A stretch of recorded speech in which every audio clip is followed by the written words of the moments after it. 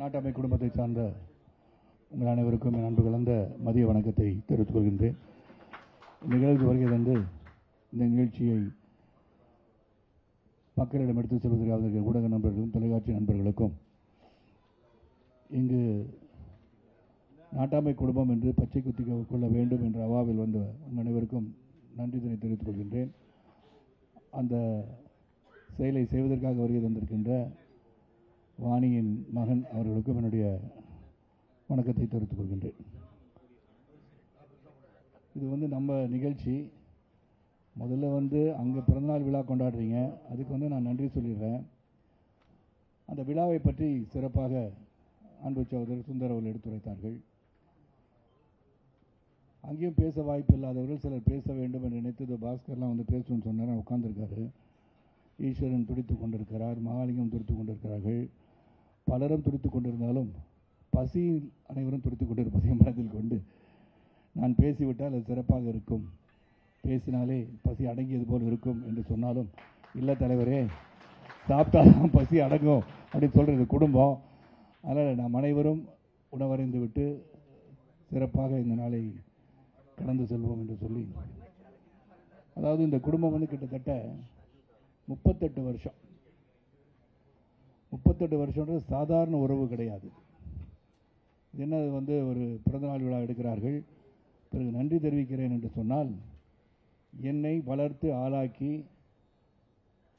இந்த தமிழகத்திற்கு மட்டுமல்ல உலகிற்கு எடுத்து இவர்தான் எங்கள் நாட்டாமை, இவர்தான் சுப்ரீம் ஸ்டார் என்ற உலகுக்கு அடையாளம் காட்டியவர்கள் நீங்கள். உங்களுக்கு என்றும் நான் கடமைப்பட்டிருக்கின்றேன்.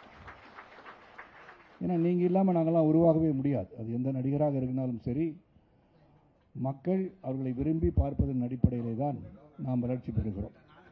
ஏன்னா தியேட்டருக்கு போகும்போது கூட்டங்கள் நிறையா வந்துச்சுன்னா அந்த தியேட்டர் உரிமையாளர்கள் தயாரிப்பாளர்கள் எடுத்து சொல்லி, அந்த டிஸ்ட்ரிபியூட்டர் சொல்லி, டிஸ்ட்ரிபியூட்டர் தயாரிப்பாளர் சொல்லி, இந்த சரத்குமார் ஒருத்தர் வந்திருக்காருங்க, அவர் நல்லா விசிலடித்து கை தட்டுறாங்கன்னு சொன்னால் தான் அவங்க உடனே அவரை வச்சு படம் எடுங்கன்னு சொல்லுவாங்க. இது ஒரு சைக்கிள்.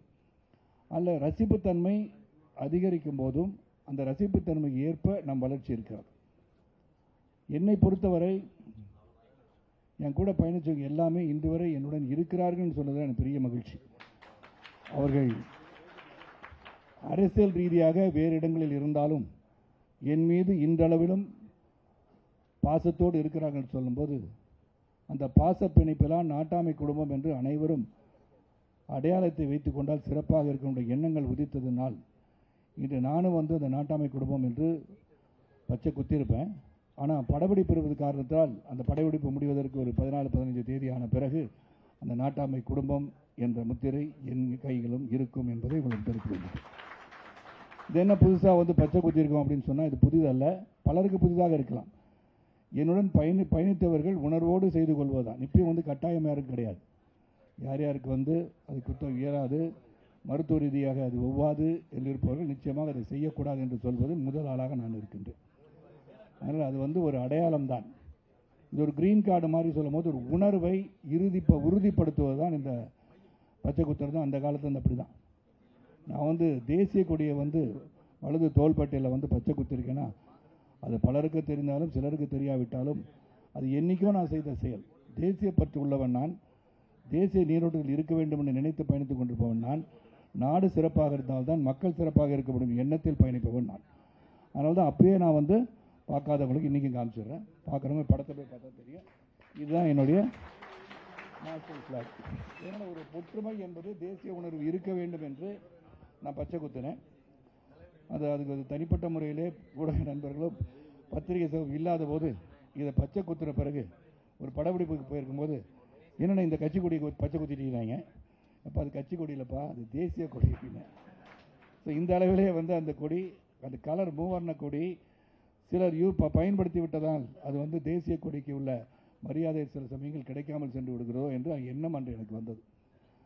அது ஒரு புறம் இருக்க, இன்றைக்கி நான் எவ்வளோ சந்தோஷம்னா மகிழ்ச்சியின் உச்சத்தில் இருக்கிறேன் என்று சொன்னால் அது மிகையாக.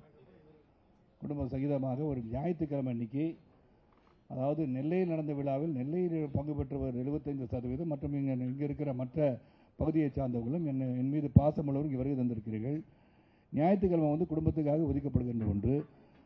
வீட்டில் இருக்கிறது ஒரு குடும்பம் தான், ஆனால் நாட்டாமை பார்ப்பதும் குடும்பம். அந்த குடும்பத்தின் தலைவனாக இருப்பதால் நாங்கள் இந்த தலைவனோடு, அந்த குடும்பத் தலைவனோடு நாங்கள் பகிர்ந்து கொள்வதில் மகிழ்ச்சி அடைகிறோம். நீங்கள் வந்துட்டீங்க. அதே மாதிரி எங்கள் வீட்டில் இருக்க குடும்பத் தலைவர்கிட்ட நான் சொன்னேன், இன்றைக்கி நான் வந்து சிறப்பாக மட்டன் கறியெல்லாம் வச்சுருக்கேன், நாங்கள் சிறப்பு நைட்டு வந்து சாப்பிட்றேன், இன்றைக்கி நம்முடைய குடும்பம் வந்து முழு குடும்பம் இங்கே வந்திருக்காங்க, அதனால் அங்கே போய் சாப்பிட்டு வந்துடுறேன்னு சொல்லிட்டு வந்தேன். அதில் தான் எனக்கு மகிழ்ச்சி. இது வந்து ஏதோ உதட்டளவிலே சொல்கிறேன் என்று நீங்கள் நினைக்க மாட்டீங்க, எனக்கு தெரியும். ஏன்னா பல முறை இதை சொல்லிட்டேன். என்னுடைய பயணத்தில் ஒரு மிகப்பெரிய ஒரு அங்கம் வகிக்கிறீங்க என்று சொன்னால் என்னுடைய நாட்டாமை குடும்பத்தார் தான். இன்றளவில் இருக்கிறீங்கன்னா 40 ஆண்டுகள் பயணம். இன்றும் என்னை பார்க்க வேண்டும் ரவா பலரும் அன்றைக்கி வந்திருந்தாங்க அந்த விழாவுக்கு வந்துட்டு போன பிறகு என்ன சொன்னாங்கன்னா, இன்றைக்கும் உங்களை பார்க்க இவ்வளோ பேர் வராங்களே, ரொம்ப பெரிய மகிழ்ச்சியாகவும் இருந்தது, எங்களுக்கு அதிர்ச்சியாகவும் இருந்ததுனாங்க.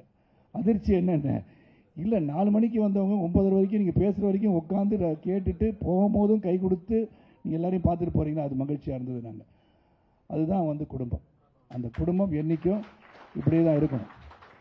ஆனால் இந்த அளவிலும் இந்த குடும்பம் இன்னைக்கு கூட பேசும்போது சொன்னாங்க, தலைவர் அவர்கள் 150 ஆண்டுகள் இருப்பேன் என்று சொல்கிறார்கள். அந்த 150 ஆண்டுகள் எங்களை வழிகாட்டி அழைத்து செல்ல வேண்டும் என்று சொன்னாங்க. அந்த 150 ஆண்டுகள் வந்து இருப்பது ரொம்ப கடினமே கிடையாது. ஏன்னா உங்கள் உடலும் உள்ளமும் ஆரோக்கியமாக இருந்தால் நிச்சயமாக நீங்கள் அதிக நாட்கள் அதிக ஆண்டுகள் வாழலாம் என்பது உறுதி. ஏன்னா ஜப்பானில் 125 130 அனாவசியமாக வாழ்ந்துருப்பாங்க. அப்போ ஏன் நம்மால் முடியாது என்று எண்ணுகிற எண்ணம் நமக்கு வரும்போது நிச்சயமாக நாமும் ஆரோக்கியமாக பல ஆண்டுகள் உறுதியாக இருக்க முடியும் என்பது என்னுடைய நிலைப்பாடு. அதனால தான் ஹெல்த் இஸ் வெல்த்னு சொல்கிறோம். உடல் ஆரோக்கியம் மிக மிக அவசியம். நான் வந்து சில சமயத்தில் வந்து நான் பண்ணுற உடற்பயிற்சி பதிவுகளை போடுவதில்லை. ஏன்னா சில பேர் சொல்லுவாங்க கண்ணு பற்றுவோம்னாங்க. இந்த கண்ணு பற்றுறதுக்காக மட்டுமல்ல, இப்படி ஒரு மனிதன் இன்றளவிலும் உடற்பயிற்சியை செய்து கொண்டிருக்கிறான் என்று சொன்னால் அதுக்கு ஒரு மனதில் உறுதி வேண்டும் சொல்கிறோம் இல்லையா. அப்போ பழக்க வழக்கங்களிலும் நாம் உறுதியாக இருந்தால்தான், நேர்மையாக இருந்தால்தான் இதை செய்கிறதுக்கு தூண்டும். இல்லாட்டி கரண்ட் 220 440 போயிடுச்சுன்னா கவுந்து வச்சு படுத்துக்கணும், அப்புறம் மறுநாள் எந்திரிக்கவே முடியாது. அதிகமாக சிரிப்பவர்கள் அவர்கள் அந்த கரண்ட்டில் இருக்கிறார்கள் என்று நான் எடுத்துக்கொள்ளலாமா? இல்லை, ஏன்னா பதிவு டப்புன்னு நிறுத்திட்டாங்க சிரிப்பை. ஈஸ்வரன் அதிகமாக சிரித்தார் இல்லையா? சரி பேட்ச் குத்திருக்கீங்க, சரி. அதனால் சில தீய பழக்கங்களை நாம் வந்து அணுகுவதே தவறு என்று நினைப்பவன் நான். ஏன்னா களவும் கற்றுமர என்று சொல்கிறார்கள். எங்கள் அப்பா எனக்கு வந்து கல்லூரி நாட்கள் சொன்னது, குடிப்பழக்கத்தை அடிமையாகக்கூடாது, சிகரெட் பிடிக்கக்கூடாது, அதுவும் முக்கியமாக நீ வந்து கல்லூரியில் படிக்கும்போது என் பணத்தை வீணடிக்கக்கூடாதுன்னு சொன்னார். அதாவது அவர் சம்பாரித்து என்னை வந்து கல்லூரிக்கு அனுப்பும்போது அந்த தீய பழக்கம் நீ உட்பட்டு விட்டால் அது என்னுடைய பணம், அது சீரழிக்க உனக்கு உரிமை கிடையாதுன்னு சொன்னார். அதன் பிறகு நீ உன் சொந்த கால்களில் இருக்கும்போது அளவுக்கு மீறினால் அமிர்தம் விஷம்னார். அது குடிப்பழக்கத்துக்கு மட்டுமல்ல, எது இருந்தாலும் எந்த ஒரு செயலில் நான் ஈடுபட்டாலும் அது அதிகமாக அந்த செயலில் ஈடுபடும் போது அதுதான் வந்து சொன்னார், அளவுக்கு மீறினால் அமிர்தம் விஷம். உணவாக இருந்தாலும் சரி, நம்மளால் வந்து ஒரு 2 பிரியாணி சாப்பிடலாம், சில பேர் 10 பிரியாணி தூக்கி உள்ளே அடைக்க முடியுமா? முடியாது. அதனால் அது வந்து உடலுக்கு கேடு தான் விளைவிக்கும். ஏன்னா வந்து உடனே எல்லா உறுப்புகள்லாம் வந்து வேலை செய்ய ஆரம்பிக்கணும், ரத்த ஓட்டம் வந்து அதிகமாக வரும், ப்ரெஷர் அதிகமாக இருக்கும், heart has to beat faster to digest your food. அப்படி இருக்கும்போது எதை செய்தாலும் அது ஒரு அளவு இருக்க வேண்டும் சொன்னாங்க. அந்த அளவு வந்து கூட என்னன்னே நான் தெரிஞ்சுக்கிறேன். அதுக்காக பெரிய உத்தம அப்படின்னு நான் சொல்லலை. நான் கல்லூரி நாட்கள் இருக்கும்போது ஈஸ்வரன் மாதிரி கொஞ்சம் அப்படி இப்படி போயிருப்பேன். நானும் ஈஸ்வரன் பார்க்குறாரு, எல்லாரும் ஈஸ்வரன்றாருன்னு சில சமயங்களில் வந்து இல்லைன்னா இப்போல்லாம் இல்லைன்னு சொல்லும்போது அது சந்தோஷமாக இருக்குது. அதை வந்து சுட்டி காட்டும் இல்லையா. அன்றைக்கி ஒருத்தர் வந்து அண்ணன் நான் அவ்வளோ நாள் இருந்தேன், நான் பழக்கத்தை விட்டுட்டேன்னு சொன்னவரெலாம் இங்கே இப்போ 2-3 பேர் இருக்காங்க. அதில் எதுக்கு சொல்கிறேன்னா, ஒரு நிலை வரும்போது அந்த ஆரோக்கியம் வந்து ரொம்ப ரொம்ப அவசியம். அந்த உடல் ஆரோக்கியம் இருந்தால்தான், சுவர் இருந்தால் தான் சித்திரம் என்று பலமுறை நான் சொல்லியிருக்கின்றேன். அந்த ஆரோக்கியம் வந்து ரொம்ப ரொம்ப அவசியம். அது இருந்தால் தான் எதையும் செய்ய முடியும். அதனால தான் சுந்தர் அவர்கள் சொல்லுகையில், ஒருத்தருக்கு உடல் வந்து ஒரு பாதிக்கப்பட்டிருக்குன்னு சொன்னால் முதல் ஆளாக நான் தான் வருவேன். என்ன ஆச்சு ஏதாச்சு என்ன பண்ணணும் உடனே அதை சரி பண்ணணும்னு நினைப்பேன். இப்போ உத்திரலிங்கம் இங்கே இருக்கார், எங்கள் உத்திரலிங்கம் அது இருக்கார். உத்திரலிங்கம் கூட ஒரு வாரம் இருக்குமா, ஒரு வாரத்தில் வந்து அவங்களுடைய உறவுக்காரர்கள் வந்து ஆக்சிடெண்ட் ஆகிடுச்சு செங்கல்பட்டு கிட்ட, ஹெட் இன்ஜுரி, என்ன பண்ணுறாங்க அப்படின்னு உடனே ஃபோன் பண்ணுறார். எங்கே இருக்காங்க? செங்கல்பட்டில் இருக்காங்க. உடனே வந்து ஒரு ப்ரைவேட் ஹாஸ்பிட்டல் மாற்றணுன்னா என்ன பண்ணான்னு உடனே என்னுடைய அன்பு சகோதரர் நியூரோ சர்ஜன் அவர் உடனே சொன்னேன், நாங்களே வந்து அப்போ ஆம்புலன்ஸ் அனுப்பிச்சு பிக்கப் பண்ணுகிறேன்னு சொன்னாங்க. பண்ணாங்களா உத்தரலிங்கம்? கொண்டு போய் உடனடியாக அவர் எங்கே வந்துட்டாரான்னு கேட்டேன். அவரை சர்ஜரி கூப்பிட்டு போயிட்டுருக்கு டாக்டர் சொல்கிறார். அப்போ எந்த அளவுக்கு நம்ம வந்து மருத்துவமாக இருந்தாலும் சரி, உடலும் சரி, அந்த உயிரை பற்றி அதிகம் தெரிந்தவன் நானே வந்து 65 அடியிலேருந்து கீழே விழுந்து அடிபட்டு, அப்போல்லாம் வந்து ரோப்லாம் கிடையாது. காட்சி பார்க்குறீங்க, நீங்கள் ரோப் கட்டி தூக்கிடுறாங்க ஈஸியாக. அப்போல்லாம் ரோப்பும் கிடையாது, ஒன்றும் கிடையாது. கீழே வந்து அப்போ வந்து அந்த ஏர் பெட்டும் கிடையாது. மேலேருந்து நான் குதிக்கும் போது அது நெட்டு வச்சுருந்தாங்க, அது கீழே கார்ட்போர்ட் பாக்ஸஸ் வச்சுருந்தாங்க. நான் விழுந்து கழுத்தில் அடிபட்டு, பலருக்கு தெரிந்தது, என் கூட படிப்பு உங்களுக்கெல்லாம் தெரியும், பலருக்கு தெரியாமல் இருக்குது. இன்றைக்கி இருக்க சோஷியல் மீடியா பிரியர்களுக்கு சரத்குமார் பற்றி சில பேர் கமெண்ட்ஸ்லாம் போடுவாங்க, அதை பற்றி நான் கவலைப்படுறதில்ல. ஆனால் அவங்களுக்கெல்லாம் நான் யாருன்னு தெரியாது. அது தெரியும் அளவிற்கு நாம் எதுவும் பறைசாற்றி கொள்ளவில்லை. செய்த உதவிகள் பலருக்கு தெரியாது. அதனால் இப்போ நான் என்ன சொல்கிறேன்னா, தொடர்ந்து நான் சொல்லிட்டு இருக்கிறது, இங்கு பலரும் இருக்கிறார்கள். சிலர் வந்து உதவி பெற்றவர்களும் இருக்கிறார்கள். உதவி பெற்றவர்கள் என்று சொன்னால் என் குடும்பமாக இருப்பதால் நான் உதவி செய்திருக்கிறேன் என்று சொல்கிறேன். அப்போ இதெல்லாம் நம்ம சொல்லணும் வெளியே. இப்போ நான் இதை பதிவு போடுறான்னு ஒருத்தர் கேட்குறாரு. நான் பதிவே போடல. இது என்றைக்கோ நடந்த சம்பவத்தை அவர்கள் பதிவிடுகிறார்கள் சொன்னால் அது மற்றவர்களுக்கு தெரிய வேண்டும் என்று பதிவிட வேண்டிய சூழல் என்று உருவாகிவிட்டது என்று சொல்கிறேன். அது வந்து ரொம்ப ரொம்ப முக்கியம், அவசியமாக இருக்குது. இன்றைக்கி காலகட்டத்தில் மக்களை நேரடியாக சந்தித்து நாம் வந்து சொல்வதை விட சோஷியல் மீடியாவில் போய் சொன்னால் உடனே ரீச் ஆகிடுது. அது பொய்யாக இருந்தாலும் போய் ரீச் ஆகிடுது. மிகைப்படுத்தி சொன்னாலும் சரி, உண்மைக்கு புறமான செய்திகளாக இருந்தாலும் சரி, அது சென்றடைந்து விடுகிறது. ஆகவே நான் உண்மையை மட்டும் சொல்ல வேண்டும், அதை உறக்க சொல்ல வேண்டும் சொல்கிறவனா. ஆனால் என்னை பொறுத்த வரைக்கும் இந்த வாழ்க்கையில் நான் வந்து 72 வயதை எட்டியிருக்கிறேன் என்று சொன்னால், அந்த 72 வயதிலே 40 ஆண்டு காலம் உங்களுடன் பயணித்திருக்கின்றேன். இதுதான் உண்மை. கலை உலகத்துக்கு வந்திருந்து என்னை பார்த்து ஆளாக்கி ரசித்து, சில சமயம் வந்து சொன்ன பல தடவை சொல்லியிருக்கேன், ஆனால் நீங்கள் விஜயகாந்த் மணி காலை தூக்கி நல்லா மிதிக்கிறேன் அப்படின்னு சொல்லுவாங்க. ஏன்னா அந்த கருத்துக்களை கேட்டவன் நான். மற்றவர்களையும் பார்த்தா அண்ணனும் நல்லா பண்ணணும் அப்படின்னு சொல்லும் போது அந்த கிரிட்டிசிசத்தை நான் எடுத்துக்கொண்டுவன். இந்த மாதிரி பண்ணணுன்னே இன்னும் கொஞ்சம் நல்லா இருக்கணும் அப்படின்னு சொல்கிறது, அதெல்லாம் வந்து கேட்டு கேட்டு நானும் வந்து அவங்க எவ்வளோ அளவுக்கு என்னை ரசிக்கிறார்கள். சுந்தர் சொன்ன மாதிரி தான், பெண்களுக்கு தான் ஆண்களை பார்த்து காதல் வருமோ, இல்லை ஆண்களுக்கு தான் பெண்களை பார்த்து காதல் வர வேண்டும் சொல்லவில்லை. என்னை காதலித்தவர் அனைவரும் இங்கே இருக்கீங்க. ஏன்னா அது ஒரு அன்பின் வெளிப்பாடு அப்படி தான் இருக்கும். நான் இன்றைக்கி ட்ரெஸ் போட்டு வந்தேன்னா எதுக்காக இப்படி வந்தேன்னு எனக்கே தெரியாது. வீட்டில் கேட்டேன், என்ன எங்கே கிளம்பிட்டு கேட்டாங்க. ஏன்னம்மா ஃபங்க்ஷன் போகிறேன், இது வந்து ஒரு என்னுடைய ரசிகர்களும் என்னுடைய கூட பயணித்தவர்களும், நான் வந்து அன்றைக்கி கருப்பு பேண்ட் ஒயிட் ஷர்ட் போடுங்கன்னா நான் வந்து குர்தா பைஜாமில் போயிட்டேன். இன்றைக்கி வந்து வித்தியாசமாக ட்ரெஸ் போட்டு போகணும்னு நினைக்கிறேன். நான் வந்து கலை உலகத்தில் எப்படி இருக்கிறேனோ அந்த மாதிரி இருக்கணும்னு சொன்னேன். ஆனால் வணங்கா முடி வந்துருச்சு எனக்கு இப்போ. ஏன்னா நிறைய முடி வேணும்னு சொன்னாங்க ஒரு படத்துக்கு. அது வளர்த்துட்டு இருக்கிற காரணத்தினால் நேற்று கூட நமது உள்துறை அமைச்சர் வந்திருந்தார்கள்.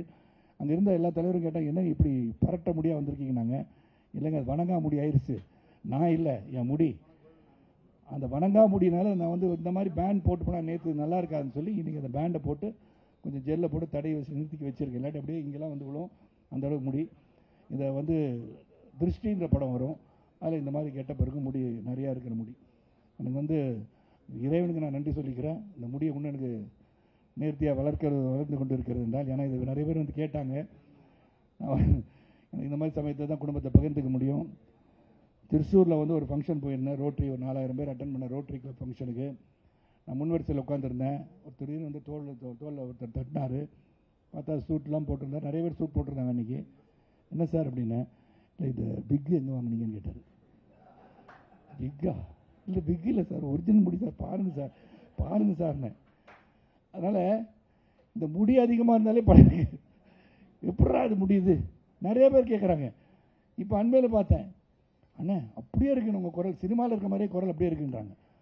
சினிமாவில் எப்படி இருக்காரோ அப்படி தான் சரத்குமார் இருப்பார், அப்படி தான் பல நடிகர்களும் இருக்காங்க. ஆனால் அவங்களுடைய எண்ணங்கள் எப்படி இருக்குன்னா, இது வந்து இப்போ இருக்காதோ, இது ஒரிஜினல் ஹேர் இல்லையோ, இது ஒரிஜினல் குரல் இல்லையோ, இப்படி நினைப்பு, ரசிப்புத்தன்மை இருக்குல்ல, அதுதான் அவங்களுடைய என்ன சொல்கிறது, வெகுளித்தனம். அந்த வெகுளியாக இருந்து நம்ம ரசிக்கிறாங்க இல்லையா, அந்த ரசிகர்களின் எண்ணத்தை மதிக்க வேண்டும் சொல்ல வேணாம். நான் பல முறை சொல்லிட்டேன், இந்த வாழ்க்கை என்பது சாதாரண வாழ்க்கை கிடையாது. ஒரு நடிகனாக வருவது என்பது இந்த பூ உலகத்திலே சாதாரண விஷயமே கிடையாது. ஏன்னா பல முறை சொல்லியிருக்கேன், சர்ச்சு போய் பாருங்கள், ஒரு பிரபலமானவர் வரும்போது செல்ஃபி எடுக்க வந்தாலும் சரி, ஆட்டோகிராஃப் எடுக்க வந்தாலும் கொடுக்க கேட்டாலும் சரி, இல்லைங்க நான் சாமி கும்பிடுவது, நீங்களும் சாமி கும்பிடுவதற்கே, சாமி கும்பிட்டு போகும்போது நிச்சயமாக எடுத்துக்கிறேன்னு சொல்ல, சாமி இங்கே தான் இருக்கும், நீங்கள் போயிருக்கீங்க. அப்போ சாமி இங்கே இருக்கும், நீங்கள் சென்று விடுவீர்கள், அதனால் நான் செல்ஃபி எடுத்துக்கோங்கன்றான். அப்போ எந்த இடத்தில் இறைவன் நம்மை வைத்திருக்கிறான் என்று உணர வேண்டிய கட்டாயம் அனைத்து நடிகர்களுக்கும் இருக்கிறது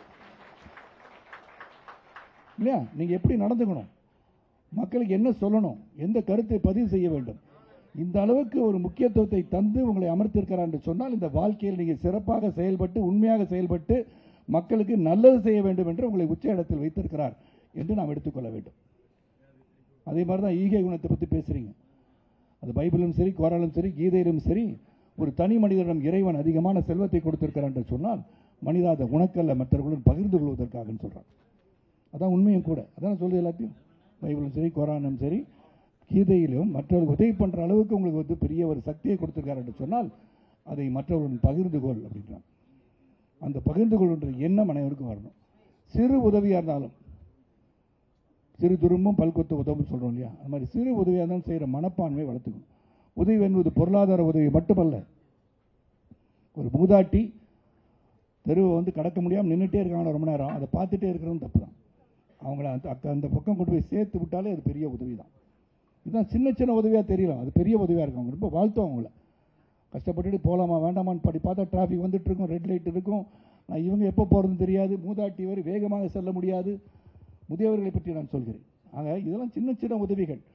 இந்த உதவி செய்கிற மனப்பான்மை வளர்த்து கொள்ள வேண்டும் என்பது தான் நான் சொல்கிறேன். அதனால தான் எது பண்ணாலும் நம்ம வந்து மற்றவங்களுக்கு உதவியாக இருக்கணும், சமூகத்துக்கு உதவியாக இருக்கணும், சமுதாயத்துக்கு உதவியாக இருக்கணும், மக்களுக்கு நாம் உதவியாக இருக்கணும். நாம் மறைந்த பிறகு நம்மளை பற்றி பேசணும்னு சொன்னால் ஒரு நல்ல வழியை காட்டி சென்றிருக்கிறார் என்று நினைக்கும் அளவுக்கு நாம் உயர வேண்டும் என்பதை மட்டும்தான் இந்த அளவில் நான் சொல்ல கடமைப்பட்டிருக்கின்றேன். இங்கே வந்து சுந்தர் வந்து இதை நான் சொன்னவொன்னே செஞ்சேன்னு சொல்லி யார் யாரெல்லாம் உதவி பண்ணாங்க லிஸ்ட் போட்டு சொன்னார். என்னதான் உதவி வந்திருந்தாலும் சரி, இருந்தாலும் இறைவன் வந்து கட்டளையிட்டால் மட்டும்தான் இந்த நிகழ்ச்சி சிறப்பாக நடந்திருக்க முடியும். நான் பலமுறை சொல்வதை அது வந்து தொடர்ந்து சொல்லிட்டு இருப்பேன். இன்னைக்கு நம்மளை மீண்டும் இந்த இடத்திலே நம்மளை ஒன்று சேர வைத்திருக்கிறாங்க என்று சொன்னால் அது நீங்கள் நினச்சிட்டீங்க வந்துட்டீங்கன்றது வேறு. ஆனால் இறைவன் நம்மை இந்த இடத்துக்கு இங்கே வர வேண்டும், இங்கே அனைவரும் வந்து சந்திக்க வேண்டும், ஒன்றாக அமர்ந்து உணவருந்த வேண்டும் என்று இறைவன் கட்டளையிட்டிருக்கின்றான். அதனால தான் அடிக்கடி நான் சொல்கிறது இதெல்லாம் ஆழமாக வச்சுக்கோங்க மனசில். உள்ளத்தின் அடித்தளத்திலிருந்து நான் சொல்வதெல்லாம் எங்கோ பிறந்து எங்கோ வளர்ந்து இருவர் சந்திப்பதே அரிது இல்லையா. நான் எங்கே பிறந்தேன், நீங்கள் எங்கே பிறந்தீங்க, எப்படி நம்ம சந்தித்தோம், எதற்காக சந்தித்தோம் என்பதை கண்டுபிடிப்பது தான் வாழ்க்கை. அந்த வாழ்க்கையில் வந்து அதுதான் அந்த என்ன சொல்கிறதான் ஒரு ஒரு என்ன சொல்லணும்னா அது வந்து அதுதான் ஒரு mystery in life. Why did we meet? இவர் சந்திக்க முடியுமா? அமெரிக்காவில் பிறந்து சென்னையில் பிறந்து அந்த அமெரிக்காவில் பிறந்த சென்னையில் பிறந்த சந்திக்க முடியும் என்று சொன்னால் அது இறைவன் கட்டளையிட்டால் மட்டும்தான் முடியும். That is say in English, destiny brings people together, we have to find the purpose. அந்த டெஸ்டினின்றது வந்து இந்த உலகத்திலே இருவர் சந்திக்க வைக்கிறது என்று சொன்னால் அது ஏதோ ஒரு காரணம் இருக்கும். அது நல்லது இருக்கலாம், ஏதோ ஒரு உதவிக்காக இருக்கலாம், ஏதோ ஒரு காரணத்துக்காக ஒருவர் மற்றவரை சந்திக்கிறார்கள் என்பது என்னுடைய கருத்து. அது உண்மையும் கூட. சந்திக்கவே முடியாது, எங்கேயோ இருந்திருப்பாங்க, எங்கேயோ பிறந்திருப்பாங்க, எங்கேயோ வளர்ந்துருப்பாங்க. நான் புரட்சித் தலைவர் மக்கள் தலைவர் எம்ஜிஆர் அவர்களை எப்போது சந்தித்தேன்? பெரிய ரசிகர் தான், ஆனால் சந்தித்ததே இல்லையே. ஆனால் ஒரு முறை சந்தித்தேன். அப்போ என்னுடைய பெரியப்பா ஆதித்யநாத் அவர்களுடைய பேத்தி ஜென்ரல் ஹாஸ்பிட்டலில் வந்து அட்மிட் பண்ணியிருந்தாங்க. அதே நேரத்தில் தான் முண்டடிப்பட்டு அதே ஜென்ரல் ஹாஸ்பிட்டலில் மக்கள் தலைவர் அவர்கள் இருந்தார்கள். அப்போ எங்கள் பெரியப்பா வந்து அந்த பொண்ணு அங்கேயே தான் இருக்கும், பேத்தி இருக்கட்டும், அவங்க இருக்கட்டும், அந்த ஃப்ளோரே காலி பண்ணியிருந்தாங்க. அப்போ நான் வந்து அங்கே அடிக்கடி நான் போகும்போது புரட்சித் தலைவர் மக்கள் திலகத்தை குணமடைந்து உட்கார்ந்திருக்க நேரத்தில் நான் போய் பார்த்தேன். பேசக்கூட முடியாது, போய் பக்கத்தில் போய் பார்த்து வந்தேன். ஆக எங்கோ பிறந்து எங்கோ வளர்ந்து ஒரு சந்திப்பது என்பது இறைவனிட்ட கட்டளை தான். இல்லாட்டி பார்த்துருக்கே முடியாது அவரை இல்லையா. தூரத்துலேருந்து பார்த்துருக்கலாம், படத்தில் பார்த்துருக்கலாம், நிகழ்ச்சியில் பார்க்கும்போது படியில் டக்கு டக்குன்னு ஓடி போய் ஏறினான்னு பார்த்துருக்கலாம். நான் ஏறின பார்த்தீங்களா இன்றைக்கி? அந்த மாதிரி தான் அது. உங்களெல்லாம் பார்த்தோன்னு ஒரு ஆர்வம் தானாக வந்துடுது. ஒரு பக்கம் வந்து உடலில் நல்லா இருக்குன்ற ஒரு திமிர் ஒன்று இருக்கும்ல, அது திமிர ஆர்வமாக தெரியாது. விறுவிறு ஏறிட்டேன். வீட்டில் கூட கேட்டாங்க, என்ன நினச்சிட்ருக்கீங்க, துள்ளி ஓடி போயிட்டுருக்கீங்க. நாங்கள் இல்லை அங்கே போனோன்னு துள்ளி ஓடணும் போல் உணர்வை கொடுத்துட்டாங்க, அதனால் துள்ளி ஓடினேன் அப்படின்னேன். இதெல்லாம் வந்து எங்கேருந்து ஒரு சக்தி எங்கேருந்து வருகிறதுன்னு சொன்னால் உங்களுடைய அன்பால் வருகிறது. நீங்கள் காட்டுக்கின்ற அன்பால் தான் அந்த சக்தி எனக்கு வருது. நான் ஓப்பனாக சொல்கிறேன், பார்த்து அடித்து சொல்லுவேன். நீங்கள் கொடுக்குற அன்பு, பரிவு, பாசம், உங்களுடைய ஆதரவு இல்லாட்டி என்னால் வளர்ந்துருக்கவே முடியாது. பல காலகட்டத்தை நான் சந்திச்சுட்டேன். தூரத்துலேருந்து பார்க்கும்போது தலைவர் இது பண்ணிட்டார், தலைவர் இது பண்ணிட்டான்னு சொன்னால் தலைவருக்கு வந்து பிரச்சனை இல்லைன்னு மட்டும் நினச்சிடாதீங்க.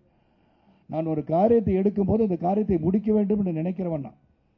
ஆனால் சொல்லிட்டேன்னா அதை செய்வேன். அது வசதி இருக்கோ இல்லையோ அது முடிப்பதற்கான யுக்தியை கண்டுபிடித்து அந்த யுக்தியை பயன்படுத்தி அந்த நிகழ்ச்சியை முடித்து விடுவேன். அதான் நான். பல விஷயங்கள் நடக்கும், பிஸ்னஸ் ரீதியாக பல பிரச்சனைகள் வரும், ஊடகத்தில் போடுவாங்க. இதை கண்டு நீங்கள் சலசலப்பாயிராதீங்க. இதையெல்லாம் சந்திக்கின்ற சக்தி இறைவன் எனக்கு கொடுத்துருக்கான். செய்திக்காக அவர்கள் ஒருவரை பற்றி இழிவாக பேசுவது, இழிவாக செய்தி போடுவதை பற்றி நீங்கள் பற்றி கொஞ்சம் கூட வருத்தப்பட்டுக்காதீங்க. இதையெல்லாம் தாங்குகின்ற சக்தியும் இதையெல்லாம் உடைத்தெறுகின்ற சக்தியும் இந்த தலைவனுக்கு உண்டு, இந்த நாட்டாமைக்கு உண்டு.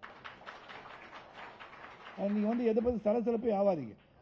சில காரியங்கள் நான் செய்கிறேன் என்று சொன்னால் அந்த காரியத்துக்கு அர்த்தம் இல்லாமல் செய்ய மாட்டேன். ஆனால் சில காரியத்தை நான் நினைத்ததை முடிக்கவில்லை என்று சொன்னால் அதை விட பெரிதாக செய்யக்கூடிய சக்தி படைத்தவன் நான் என்பதை உணர்ந்து கொள்ளுங்கள். நான் எதை பற்றி பேசுகிறேன் உங்களுக்கும் தெரியும். சாதாரண நினைச்சிடாதீங்க. என்ன மட்டும் நான் ஒரு சாதாரண ஒரு சரத்குமார், ஒரு பூகோளத்தில் பிறந்த மனிதன் நினைச்சிடாதீங்க. I am settle above all that. நான் ஒரு சூப்பர் ஹியூமன் பவரோட இருக்கிறவன் தான் நான். இல்லை நாளைக்கே பெரிய செய்தி என்ன சூப்பர் ஹியூமன் பண்ணால் இந்த பில்டிங் அந்த பில்டிங் குதிச்சிருக்கணும், அதெல்லாம் முடியாது. ரோப் கட்டினா குதிச்சிடும். நீங்கள் எம்பயர் ஸ்டேட் பில்டிங்கில் இன்னைக்கு குதிக்கன்னு சொன்னால் இன்றைக்கி இருக்க டெக்னாலஜி குதிச்சிடும். நான் மாயி படத்துல எல்லாம் மேலேருந்து 85 அடியிலும் குதிச்சவன் தானா. அதனால் என்னை பொறுத்த வரைக்கும் உள்ளத்தில் உறுதி வேண்டும், நேர்மை வேண்டும், நியாயம் தர்மத்தில் கட்டுப்பட்ட ஒருவன் தைரியமாக இருக்கிறது ரொம்ப ரொம்ப சுலபம். நான் யார் கூடயும் கெடுக்கலையே. நான் உங்கள் கூடிய கெடுத்துருந்தா நீங்கள் என்னை பற்றி இழிவாக பேசலாம். நான் ஒன்றுமே பண்ணல. அப்படி எங்கேயாச்சும் ஒருத்தர் எழுந்திரிச்சு சொல்லுங்க என் கூடிய கெடுத்துட்டார் சரத்குமார் சொல்லவே முடியாது. அப்படின்னா அவர் ஏதோ வேற ஒரு காரணத்துக்காக சொல்கிறாருன்னு எடுத்துக்கணும். என்கிட்ட நெருங்கி பழகியவரும் சரி, என்னுடன் பழகியவரும் சரி, என் குணத்தை புரிந்தவரும் சரி, நான் யார் என்று அவர்களுக்கு தெரியும். ஆனால் எனக்கு மற்றவர்கள் யார் என்று அழகாக தெரியும். என்னென்ன பண்ணுறாங்க, எப்படி பண்ணுறாங்க, இவர் எப்படி கவுக்குறான். நேற்று ஒருத்தர் அமெரிக்காவில் இருக்கிற நண்பருக்கு ஒரு செய்தி அனுப்புகிறார். அவர் என்னங்க இந்த மாதிரி அவர் எதுக்கு இது அனுப்ப வேண்டிய அவசியம் என்னன்னு கேட்குறார். இது என்னென்னு அப்புறம் கேட்டு தெரிஞ்சுக்கணும். நான் காலையில் அவருக்கு ஃபோன் அடித்தேன். நீங்கள் நண்பர் தானே அப்படின்னா. ஆமாங்க எவ்வளோ பெரிய நண்பர் நான். கரெக்ட். இதை ஏன் நீங்கள் ஸ்க்ரீன்ஷாட் எடுத்து நீங்கள் அமெரிக்காவில் இருக்க என் நண்பருக்கு அனுப்பிச்சிங்க. இல்லை அது நீ என்ன பண்ணியிருக்கணும், எனக்கு இல்லை ஃபோன் பண்ணியிருக்கணும். உங்கள் பிரச்சனை என்ன தலைவா, என்னாச்சு, நான் எதுவும் சப்போர்ட் பண்ணமான்னு கேட்கலாம்ல. இல்லை அப்படின்னா. அதனால் உணர்ந்து எந்த காரியத்தை செய்தாலும் எதற்காக செய்கிறோம் உணர்ந்து விட்டு செய்ய வேண்டும் என்று சொல்லுவேன் நான். நீங்கள் மற்றவரை துன்புறுத்துவதான் உங்களுக்கு சந்தோஷமா, இல்லை மற்றவர்களின் துன்ப செய்தியை கேட்டு நீ சந்தோஷம் அடைகிறவங்களா? ஏன்னா நான் கழுத்தில் அடிபட்டு கீழே விழுந்த பிறகு ஒரு பத்திரிகை இன்றைக்கி நான் மைண்டில் இருந்துகிட்டே இருக்கேன். அந்த பத்திரிக்கை சரத்குமாரின் கலை உலக பயணம் முடிந்ததுன்னு போட்டிருந்தேன். எவ்வளோ சந்தோஷம் பாருங்க. அவருக்கு முடிஞ்சிருச்சா? அவர் நினச்சிருக்கலாம் மனசில் முடிக்கணும்னு. ஆனால் எனக்கு முடியலையே. இன்றைக்கி நான் நடிச்சுட்டு தானே இருக்கேன். நேற்று கூட சுந்தருக்கு ஒரு ஃபோட்டோ அனுப்பிச்சேன். நான் அமிதாப் பச்சன் நிற்கிற ஃபோட்டோ. நானே ரொம்ப நாள் ஆச்சு அந்த ஃபோட்டோவை பார்த்து. சூரியவம்சம் மாபெரும் வெற்றி படத்திற்கு பிறகு அமிதாப் பச்சன் அவர்கள் ஹிந்தியில் நடிக்கிறார். அந்த பூஜைக்கு நானும் சௌத்ரி சாரும் முன்னாடி இருந்து பூஜை நடத்துகிறோம். அந்த அரிய படம் எனக்கு கிடைச்சது நேற்று தான். அதை மறந்து ரொம்ப நாள் ஆச்சு. அவர் super super super super star ஆகிட்டார் அமிதாப் பச்சன் அந்த படத்துக்கு அப்புறம். ஸோ அதனால் இது ஒரு cycle. It's cycle of life. இன்றைக்கி நம்ம பார்க்குறோம், நாளைக்கு அவரை பார்க்க மாட்டோம்னு நினைச்சிடாதீங்க. எங்கோ ஒரு இடத்துல சந்திக்க வேண்டிய நிலைமை மறுபடியும் உருவாகும். அதனால் எப்பயுமே நம்ம அதான் சொன்ன அந்த வள்ளுவன் சொன்னது போல் நல்ல மனசில் ஆழமாக இன்றைக்கி போய் எழுதி வச்சுங்க. தீயினால் சுட்டப்புண் உள்ளாரும் மாறாதே, நாவினால் சுட்டவடு. Before you utter word think well. மற்றவரை பற்றி நாம் ஏதாவது சொல்ல வேண்டும் என்று சொன்னால் அது சொல்வதற்கு முன்னே பல தடவை யோசனை பண்ணுங்கள். ஏன்னா அது மறக்கவே முடியாது. அதை அதனால தான் தீயினால் சுட்டப்புண் உள்ளாரும் ஆறாதே. எதை சொல்கிறாங்க, எது ஆறாது? நாவினால் சுட்டவடுன்றாங்க. ஒரு வார்த்தையை விட்டுட்டோம்னா அதை நினச்சிக்கிட்டே இருப்பான் அந்த மனுஷன். அதனால் நம்ம எதை செய்வதற்கு முன்னாடி முன்னெச்சரிக்கையாக எதை பேசுகிறோம், எதுக்காக பேசுகிறோம், அதனால் நமக்கு என்ன பலன், இதனால் பாதிக்கப்படுபவர் யார், அவரை பாதிக்கப்பட வைக்கணுமா, இல்லாட்டி அவர் பக்கத்தில் போய் உறுதுணையாக இருந்து என்ன பிரச்சனை போய் சால்வ் பண்ண போகிறோமா அப்படின்னு பார்க்கணும். அதாவது உதவி செய்யாட்டியும் பிறருக்கு உபத்திரம் செய்யாதேன்னு சொல்லுவாங்க. நாம் நல்ல மனிதராக இப்படியே வாழ்ந்துக்கிட்டு 150 வருஷம் நான் வாழணும், நீங்கள் 8 நாள் நான் வாழ்வேன், நான் அதை பற்றி தான் நினச்சிட்டே இருப்பேன். 150 வயசு நான் இருக்கணும்னு நினச்சேன்னா உங்கள் எல்லாரையும் 150 வயசு வாழணும் தான் நினைப்பேன். இன்றைக்கி நான் பென்ஸ் காரில் போனேன். இது 30 ஆண்டுக்கு முன்னாடி சொன்னது. நான் ஒரு பென்ஸ் காரில் போனேன்னா அந்த பென்ஸ் காரில் நீங்கள் போகிற ஒரு தருணம் அந்த பென்ஸ் காரில் நான் உட்காந்து போகணும்னு நினைக்கிறோம் தான் சரத்குமார். அந்த எண்ணம் உள்ளவன் தானா? இல்லாட்டி சுந்தர் சொன்ன மாதிரி நான் சொத்தாக வாங்கி போட்டு வேறு எந்த உதவியும் செய்யாமல் இருந்தேன்னா அந்த ஈசிஆர் ரோடு ஃபுல்லாக பாண்டிச்சேரி வரைக்கும் நான் வாங்கியிருப்பேன். உண்மைதான், பொய்யே கிடையாது. அந்த எண்ணமே எனக்கு கிடையாது. பல பேர் கேட்டால் ஊட்டியில் வீடு இருக்குது, கொடைக்கானல் வீடு. அண்ணே அந்த கொடைக்கானல் உங்கள் இடத்து பக்கத்தில் தான் இடம் ஒன்று வந்திருக்குன்னு. ஏன் இடமா? யார் சொன்னாங்க? நம்ம ஒருத்தர் சொன்னார். அப்படி சொன்னால் தான் அந்த இடம் விற்கும்னு சொல்லியிருப்பாங்க. நான் வாங்கினதில்லை. எனக்கு வேறு எங்கேயும் இடம் கிடையாது. கொட்டி பக்கத்தில் ஒரு வீடு இருக்குது, அது கூட விற்று விட்டான்னு ஒருத்தன் போட்டுக்கிட்டான். வாடகை கொடுத்தேன். ஏன்னா சுற்றி 3 பங்களா கட்டிட்டான், பெருசு பெருசாக டால் பில்டிங் கட்டிட்டான். நான் நினச்சி பார்த்தேன், இந்த மாதிரிலாம் சொல்கிறதுக்காக என்ன பண்ணுறது, இடித்து கட்டுவோமா இல்லை திருப்பி ரீடிசைன் பண்ணிடுவோமா அப்படின்னு சொல்லி நான் சரி ஒரு 10 நாளுக்கு அப்புறம் ரீடிசைன் பண்ணுவோம் அப்படின்னு நினச்சிட்ருக்கேன். ஏன்னா இதெல்லாம் வந்து இன்பம் தருகிறது அவங்களுக்குலாம். ஒருத்தருடைய வீழ்ச்சி பிறருக்கு இன்பம் தருகிறது சொன்னால் எத்தனை ஒரு கீழ்த்தரமான மனிதனாக இருப்பார்கள் சிந்திச்சு பார்க்கணும். மறைந்தது தாக்கல் அதிகமாகி விட்டது இந்த காலகட்டத்தில். நேரடியாக வந்து சொல்லணும் எதையாக இருந்தாலும். You have the guts to come and say anything to Sarathkumar, come in front of me and say it, I will answer it. அப்படி இருக்கணும். தைரியம் வேணும், மனதைரியம் வேண்டும், உண்மை வேண்டும், நேர்மை வேண்டும். அந்த உண்மைக்கு நேர்மை கட்டுப்பட்டவன் முன்னாடி போய் தைரியமாக கேட்டு பாருங்க, பதில் சொல்லும். எங்கேயோ மறைஞ்சிக்கிட்டு கமெண்ட்டை போட்டுக்கிட்டு சுற்றிக்கிட்டு உங்களுக்கு என்ன அன்றைக்கி வந்து ஒரு 10 காசு வந்திருக்குமா, உங்களை 10 பேர் ஃபாலோ பண்ண போகிறானா, இதெல்லாம் முக்கியமில்லாத ஒன்று. அதனால் காலையில் என்ன இன்றைக்கி ஒரு கட்டளை மட்டும், அந்த 9 மணி 9:30 மணி வரைக்கும் நீங்கள் ரெடி ஆகிட்டு கிளம்புற வரைக்கும் அந்த ஃபோனை வந்து அடிச்சதுன்னா பாருங்கள், முக்கியமான நம்பரை எடுத்து பேசுங்க. இல்லாட்டி அதை அடிச்சுட்டு இது அப்புறம் பேசிக்கிட்டால் ஒன்றும் ஆகாதுன்னு சொன்னால் நீங்கள் வந்து அப்புறமா எடுங்க. கொஞ்சம் கொஞ்சமாக அந்த அலைபேசிகளை குறைப்பது நல்லது. சாப்பிடும்போது குடும்பத்தோடு வந்து மனசை விட்டு பேசுங்க, பையன் பொண்ணோட பேசுங்க, சாயந்தரம் வந்தோடனே உட்காந்து பேசுங்க. குழந்தைகளுக்கு என்ன பிரச்சனை இருக்கும் நமக்கே தெரியாது. பள்ளியில் எதுவும் நடக்கலாம், கல்லூரி எதுவும் நடக்கலாம். அவங்க பிரச்சனையை சொல்ல முடியாமல் தாய் தந்தையும் வேலை செஞ்சுட்ருக்காங்க. அப்படி நினைக்கின்ற சூழல் நான் பயணித்து கொண்டிருக்கின்றோம். ஆக நம்ம என்ன பண்ணோம்னா, ஒரு குடும்பம் என்பது மிக மிக முக்கியம். ஏன்னா ஆரோக்கியம் எப்படி முக்கியமோ அந்த குடும்பம் ரொம்ப முக்கியம். அந்த குடும்ப பிரச்சனையை டெய்லி பேசி இந்த பிரச்சனை வந்து அன்றே முடித்து விட வேண்டும். நீங்கள் வந்து தூங்குறதுக்கு போகிறதுக்கு முன்னாடியே அந்த பிரச்சனையை முடிச்சுட்டு தான் தூங்க போகணும். நீங்கள் இல்லாட்டி பக்கத்து ரூமில் போய் படுத்துக்கிட்டு நாளைக்கு பேசிக்கணும், அது நாளைக்கு பேச சீக்கிரம் அவங்க கிளம்பி போயிருப்போம், நீங்கள் கிளம்பி போயிருப்பீங்க. அது எந்த பிரச்சனையாக இருந்தாலும் அணுகி அமர்ந்து பேசுகின்ற பக்குவம் வந்து விட்டால் அது குழந்தைகளும் சரி, மனைவியாக இருக்கட்டும், கணவனாக இருக்கட்டும் சரி, இதான் பேசி தீர்த்து கொள்கின்ற மனப்பக்குவம் வந்தால் தான் எதையும் நம்ம பேச முடியுமா இருக்கணும். You are not strangers. ஒரு உறவு என்று வந்துவிட்ட பிறகு அந்த உறவில் ஒரு குடும்பமாக நாம் இருக்கும்போது அந்த குடும்பத்தில் என்ன ஒரு சிறு சிறு சிராய்ப்புகள் வரும்போது இதை பேசி தீர்த்துக்கணும். அதை வந்து தள்ளி போடக்கூடாது. என்ன தள்ளி போடுறீங்க, என்ன நடந்துற போது, கணவன் மனைவியாகவே இருக்கட்டும், ஒரு ஆர்குமெண்ட் வரப்போது சத்தம் போட போகிறாங்க, அப்படி கொஞ்ச நேரம் பேசுவோம், மனசாக இருக்கும், உட்காரும் பேசுங்க, அவர் சாப்பிட்டு சாயந்தரத்துக்குள்ளே சரி பண்ணிடணும். ஸோ இந்த மாதிரி வாழ்ந்தால் தான் வாழ்க்கையாக இருக்கும். ஏன்னா சாய்ப்புகள் வர வேண்டும், அப்பொழுதுதான் மற்றவரின் உள்ளத்தை நாம் புரிந்து கொள்ள முடியும். ஐயோ இதை நம்ம சொல்லியிருக்கக்கூடாதுல்ல, மன்னிப்பு கேட்டுருவோம், அப்படி கேட்கலும் தப்பு கிடையாது. அது என்னை பொறுத்தவரை நல்ல அறிவுரைகளும் நல்ல மனிதர்களாக வாழ வேண்டும் சொல்லுவேன். அதனால தான் முந்தைய ஒரு தடவை சொன்னேன், சரத்குமார் படத்தெல்லாம் பார்த்து ஸ்வீட்டு கொடுக்குறீங்க, பட்டாசு வெடிக்கிறீங்க, பாலாபிஷேகம் பண்ணுறீங்களே, சரத்குமார் உங்களுக்கு என்ன செய்தார் என்று கேட்கும்போது உங்கள் வீட்டில் போய் சொல்லுங்கள், சரத்குமார் எங்களை நல்ல மனிதராக உருவாக்கி கொண்டிருக்கிறார். அதுதான் முக்கியம். வேறு என்ன செய்ய முடியும்? அதுதான் செய்ய முடியும். நம்ம ஒருத்தருக்கு ஒருத்தர் உதவியாக இருப்போம். அது வந்து உடலால் சரி, உள்ளத்தாலும் சரி, அறிவாலும் சரி, பொருளாதார ரீதியாகவும் சரி, கலந்து பேசி நம்மளுடைய குடும்பத்தில் இருக்கிற யாராச்சும் ஒரு பிரச்சனைனா கலந்து பேச ஒரு டீம் போடுங்க. ஒரு 50 பேர் குழு ஒன்று போட்டுக்கோங்க. எதனாலும் அங்கே ரிப்ரசன்ட் பண்ண சொல்லுங்கள். உடனே அவங்க பண்ணணுன்னு அப்படின்னு சொல்ல ஆளுக்கு ஒரு 1000 ரூபா போட்டால் கூட 50 பேர் போட்டால் எவ்வளோ ஆச்சு? 50,000 ஆயிடுச்சு. அதுக்கு எதுக்கு சொல்லணும்னா, இந்த மாதிரி ஒரு இதை வளர்த்துக்கொள்ள வேண்டும். இது ஏதோ சும்மா நாட்டாமை குடும்பம் பச்சை குத்தினாலும் மட்டுமல்ல, நாட்டாமை குடும்பம் இது அடையாளம், ஆதார் அட்டை மாதிரி இந்த குடும்பத்தின் அடையாளமாக இருக்கும்னு நான் நினைக்கிறேன். அதை தொடர வேண்டும் நினைக்கிறேன். என் மகன் ராகுலும் பச்சை குத்துவான். இந்த குடும்பம் என்றைக்கும் போயிட்டு இருக்கும். நாம் இல்லாவிட்டால் நம்ம குழந்தைகள் இந்த குடும்பத்தை பற்றி நல்லவர்களை சொல்லி தந்த ஒரு நல்ல இடத்திலிருந்து நான் வந்திருக்கிறோம் அப்படி சொல்வதுதான் நாட்டாமை குடும்பம். அது எந்த ஒரு சூழலும் நாம் உறுதியாக ஒன்றாக இருக்க வேண்டும், எண்ணத்தை வளர்க்க வேண்டும் என்று சொல்கின்றேன். அது நிச்சயமாக நம்மகிட்ட இருக்கனால தான் இவ்வளோ பேர் இங்கே உட்கார்ந்துருக்கோம். அதனால் ரொம்ப ரொம்ப ரொம்ப மகிழ்ச்சி. ஞாயிற்றுக்கிழமை மணிக்கு புறப்பட்டு வந்திருக்கீங்க. வெகு தூரத்தில் வருகிறது இந்த அனைவருக்கும் நன்றி. இங்கிருந்து வருகிறது அனைவருக்கும் நன்றி.